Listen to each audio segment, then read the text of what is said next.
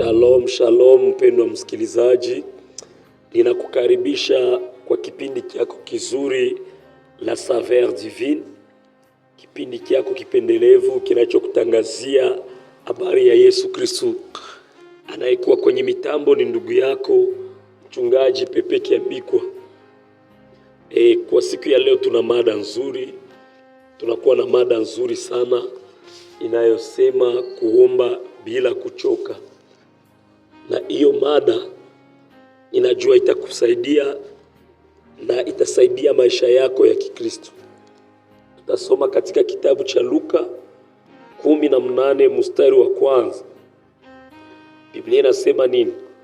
Akawaambia mfano ya kwamba inawapasa kumwomba Mungu siku zote, wala msikate tamaa. Hiyo ni maandiko matakatifu. Bwana wetu Yesu ndiye alikuwa anaambia watu, aseme inabidi kuomba siku zote, wala tusikate tamaa na sisi tuache kuomba. Yesu aliwapatia mfano ya mama moja mjane aliyekuwa na shida katika mahakamani. Sasa yeye alienda kumuona muamuzi. Wakati alienda kumuona ule muamuzi, alikuwa hamchi Mungu. Biblia inatuambia ya kuwa alikuwa anamwendea kila leo na kila wakati, anamwambia nipatie haki yangu. Muamuzi hakukuwa anaheshimia mtu kama vile wanasheria wamoja. Sasa wakati muamuzi aliona huyo mama mjane anamuuzi, akampatia sheria. Biblia inatuambia na Mungu hata wapatia haki wateule wake wanaomulilia mchana na usiku. Biblia inatuambia na Mungu hata wapatia haki wateule wake wanaomulilia mchana na usiku. Yaani kuna kuwa umuhimu ya kuomba maombi ya kuendelea kwa watoto wa Mungu, na hiyo maombi mbingu zinafunguaka milango na mbingu zinafunguaka madirisha. Amen. Najua katika hiyo mshauri wanasema kumwomba Mungu siku zote. Unajua wakati tunaomba Mungu, maombi inakuwa chemchemu ya nguvu zetu za kiroho. Mtu anayeomba ni mtu mwenye anakuwa na nguvu za kiroho. Watu wabaya, watu wa kutoa makafara hawawezi kumzogelea kama anakuwa mtu wa maombi. Maombi inakuwa inabadilisha mambo magumu. Nenda ndani ya familia yenu, kupata ndoa inakuwa nguvu, kupata kazi za mikono ni nguvu. Lakini ukikuwa mtu wa maombezi, mtu wa maombi, utaangalia mambo yatabadilika. Maombi inakuwa inatusogeza pembeni ya Mungu. Yaani wakati tunafunga macho yetu, tunaanza kumuomba Mungu, tunakuwa watu ambao tunasogelea kiti cha neema. Unajua wakati tunamzogelea Mungu, tunaanzaka kumfanana Mungu. Na wakati sisi tunajitenga na Mungu, tunakuwa tunapoteza hizo tabia za kimungu. Maombi inakuwa inapindua madhabahu za kimashetani zilizopandwa ndani ya maisha ya watu, zilizopandwa ndani ya familia za watu. Maombi inakuwa inakata misingi. Unajua kuna watu wanaishi kwenye misingi, wanawaambia miaka fulani wanapashwa kufa, familia fulani wanakufaka hawazeki. Ukikuwa na maombi utakuwa exception, wewe utakuwa utafauti. Maombi inakuwa inaondoa balaa na mikoshi. Mtu ambaye anayeomba, balaa na mikoshi haziwezi kumfuata. Kuomba ni kumzungumza na Mungu, ni kumuonesha haja ya mioyo zetu. Zaidi wakati tunapokumuomba Mungu, tunakuwa tunamkumbusha Mungu yale aliyonena ndani ya maneno yake. Unajua Biblia inatuambia ya kuwa Mungu ukaa nyuma ya maneno yake ili apate kuyatimiza.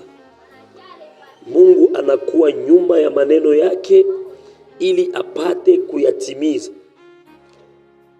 Unaona, kama wewe uko naombea magonjwa, inabidi ukuwe na neno inayohusu magonjwa ndani ya maneno ya Mungu. Wakati unaingia ndani ya maombi na utaangalia Mungu anatimiza maneno yake.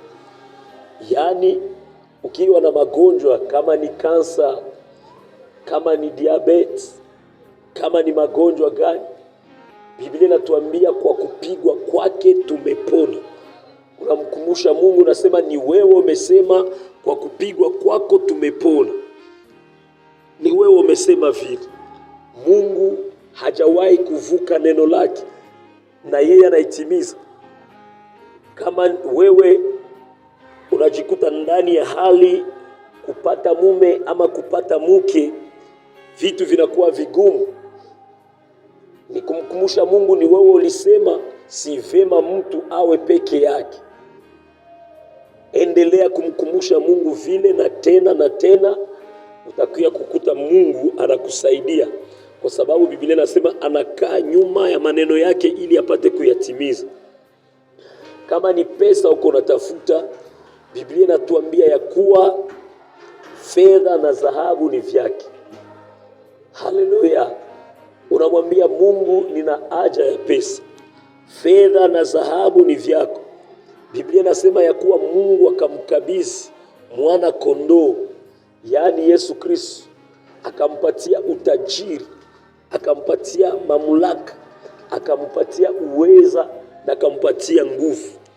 Yaani Yesu, kama unapenda utawale, Yesu ndiye anakuwa na vyote.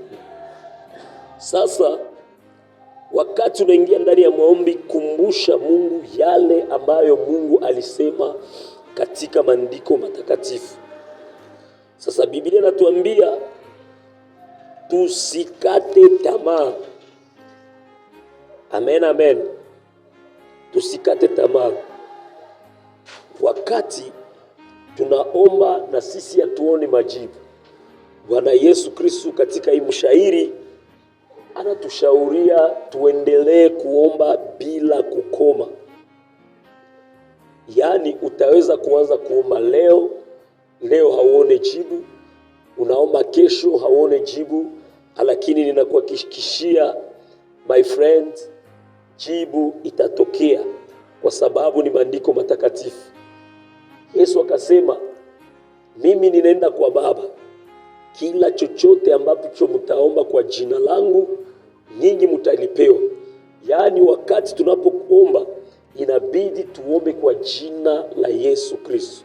Wakati tunaomba, hiyo ni order Yesu ametupatia. Wakati tunaomba kitu kwa jina la Yesu Kristo, sisi tumelipewa. Amen. Sisi tumelipewa. Yale ambayo yanakuwa hapo, Mungu anataka tuinsiste katika maombi. Unajua, hatuombe tu ili tupewe. Tunaomba kwa sababu Mungu ni baba yetu. Mtoto inabidi kuzungumzia baba yake kila leo. Na wakati mtoto anazungumzia baba yake, ni hapa utaona mapenzi yanaendelea kati ya baba na mtoto. Usikate tamaa. Kulikuwa mtu katika Biblia, jina lake Daniel. Biblia inatuambia ya kuwa andiko liliangukaka kupitia maombi. Daniel walisema watamtia katika tundu la simba. Biblia inatuambia ya kuwa alikataa kuabudu miungu. Alikuwa naomba mara 3 kwa siku. Mungu akafanya yale ambao wanaita kivipingamizi. Yale ambao walikuwa wanamtakia wakayaishi. kwa sababu ya nguvu ya maombi ya Danieli. Aliomba asubuhi, mchana na magharibi. Ndugu yangu, mimi nakushauria, kuna sheria ambazo zitaweza kuwa zinakuzuiza kuendelea mbele. Inabidi uombe. Maombi itakusaidia. Maombi itakutosha katika shida ambayo nayo yaishi. Basi Mwenyezi Mungu akubariki kwa jina la Yesu. Amen.